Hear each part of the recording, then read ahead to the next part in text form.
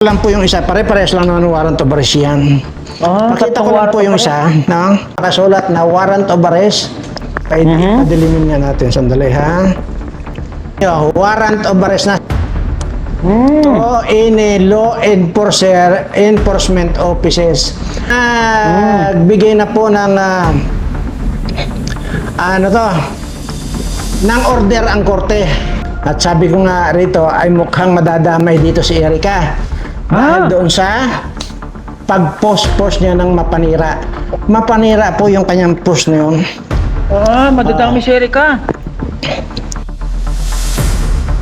Yo guys! Magandang araw, magandang gabi mga kalingap. Eto na naman tayo guys. Muling magbabalit na naman si Papa Shider. Meron na naman tayong nasagap. At syempre mainit-init na naman na balita to guys.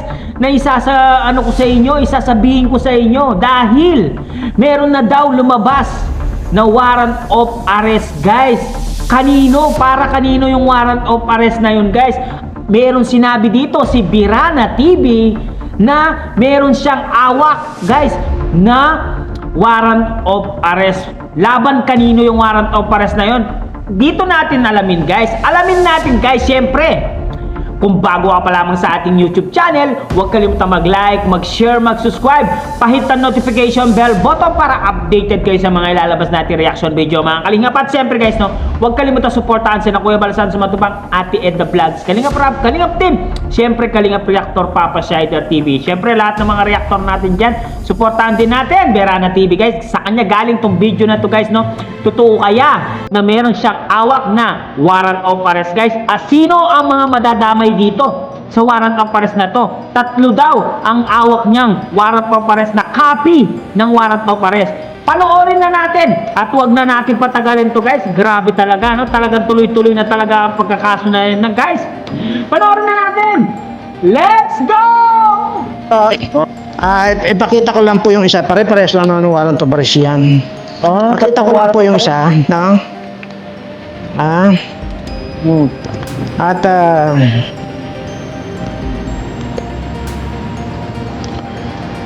ayan, okay. Nasaan? Ayan po. Ayaw po ang magbasa. Ito po ay sa taas po, mayroon nakasulat na warrant of arrest. Kaya padilimin nga natin, sandali ha. Dali. Padilimin muna natin, saan ba yun? Ayan. Madilim na. So, sabi ko nga po, magtataka kayo. Pero huwag niyo isipin na baka sabihin niyo pinuwad sa akin ni Kuya Balto, no? Hindi po. Kaya sabi ko nga po, nako, pag itong si, alam niyo na itong si Kwan na ito, malalaman ko agad kung saan nakakulong yan. Sasabihin ko, ako mismo pupunta lang para makilala na niya ako. At sasabihin ko doon sa mga tropa ko, alam niyo na, salaksakan niyo na ng batuta yung puwet niyan. Pero lagyan niyo muna ng pamada. Ayan. Ito po, basahin pansinin niyo, warrant of arrest na. In law enforcement offices. Bigay na po ng ng order ang korte. At sa mga law enforcement, ito po ay ino-audio ka na niya yung law enforcement officer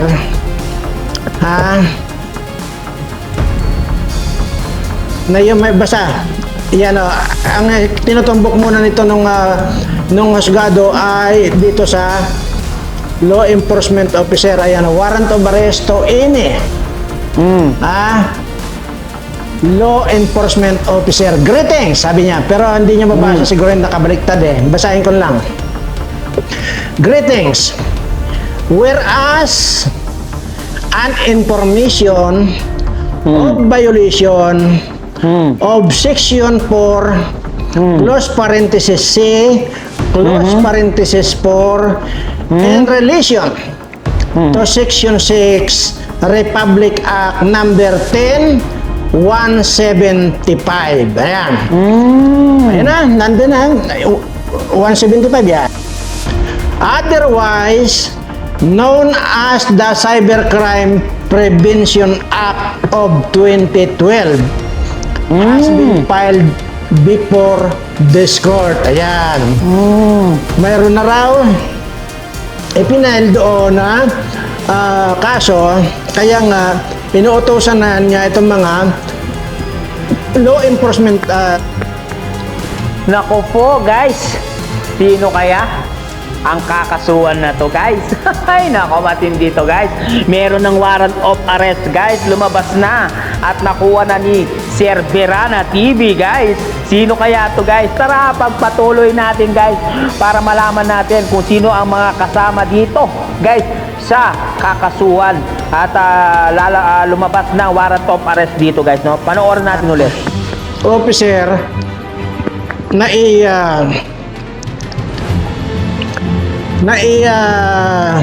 bigay na itong warrant of arrest ngayon. Ito ha, ito another dito ha. Kasunod nito, whereas na naman after. Yan. Whereas after ha. Whereas after examination of the complainant, alam nyo kung sino ang complainant nito, di ba? Ang nagdemanda. And the evidence this court finds, sabing ganyan, probable cause that the offenses has been committed. Oy, committed. And that, sabi niya, yun na yung pangalan noong iwawarrant na. Sino kaya guys ang kasama dito? Ito alamin natin. Dito banda dito, meron siya sinabi dito about kung sino yung madadamay. Dito guys, meron siya sinabi dito na meron daw isang madadamay dito. Alamin natin kung sino yung madadamay guys. Continue natin. Enforcement agency, lalo na doon sa warrant section, at siguro magpiprint ito sa after 2 weeks, pinakamabilis na yon. After 2 weeks, ipiprint na yon. With, nandun na. Nandito naman yung mga pangalan eh. Dito nga sa isang, tingnan ko ha. Yung isang warrant of arrest, na natatawa ako rito. Ito yung ito yung mayabang. Ayan. Sabi ko nga, siya na, ayaw ko munang siyempre ayaw ko munang ibigay yung sa inyong pangalan. Basta ang mahalaga doon, mayroon na akong hawak na warrant of arrest nitong ibang mga unggoy dito. At sabi ko nga rito, ay mukhang madadamay dito si Erica. Dahil doon sa pag-post niya ng mapanira. Mapanira po yung kanyang post na yun. Madadami si Erica. Ayan. Tingnan natin. Pero hindi ako nababader dito. Kasi, sabi ko nga, kung meron man siyang na-commit na cyber libel doon, ay iisa lang. Yun lang pag-post niya, no? Kaya, ang kun lang doon, ang magiging piyansa lang so ang magiging piyansa lang noon ay maaaring 10,000 lang hanggang 40,000. Isa lang yun. Parang alam ko naman yata isa lang yun yung post niya na yun nung pinalagan niya ni Kuya Rabian na sinabi, Erica, huwag ka nang sumausaw. Ayan. Kasi mapanira talaga yung kanyang post na yun. So, depende yun sa kung ano i-dictate ng judge. Either 10,000 or 40,000 ang magiging piyansa nun. Hindi problema yung kay Erica. Sasabi ko sa iyo, pensyonada yan. Ay, pensyonada na. Ay, sus. Hindi naman nakaka-worry yung ngani. Abaw. Ngayon, anyway, sabi ko nga po, ayaw ko munang pangnahan yung kung sino man. Pero basta, At yun nga guys, nakita natin at nabasa natin guys ang sinabi ni Birana TV. O ba, marami pala ang damay dito. 3 pala ang lumabas na warrant of arrest. Yung isa daw doon sa mayabang, hindi ko alam kung sino yung sinasabi niya mayabang.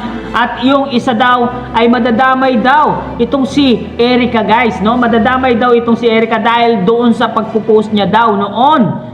Lumakad yata yung kaso na yun guys, kaya medyo may piyansa yata, kung hindi daw, maliit lang daw yung piyansa, mga 10,000 daw to 40,000 yung sa kanyang piyansa. Eh, hindi natin alam kasi siya lang yung may awak niyan, siya lang ang nakakaalam yan kasi maraming maraming kakilala yan, kaya alam niya ang mga nangyayari guys ni Birana TV guys, no?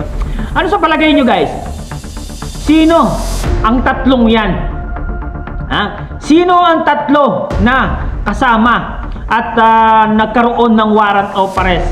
Guys, ano sa palagay nyo? Ako medyo ako dito, medyo parang yung mga dating reneklamo ni Kuya Bal Santos Matubang noon, no? Na mukhang nasampa. Mukhang lumakad yung kaso, kaya ngayon lumabas yung warrant of arrest. Aba, matindi ka, kawawa naman kayo, no? Kawawa naman yung mga tinamaan ng warrant of arrest dyan. Aba, masisira yung buhay nyo kung ganon. Ay, grabe. Tapos itong si Erica, juntis pa yata guys, ha? Yata pa, ha? Hindi ako sure, ha?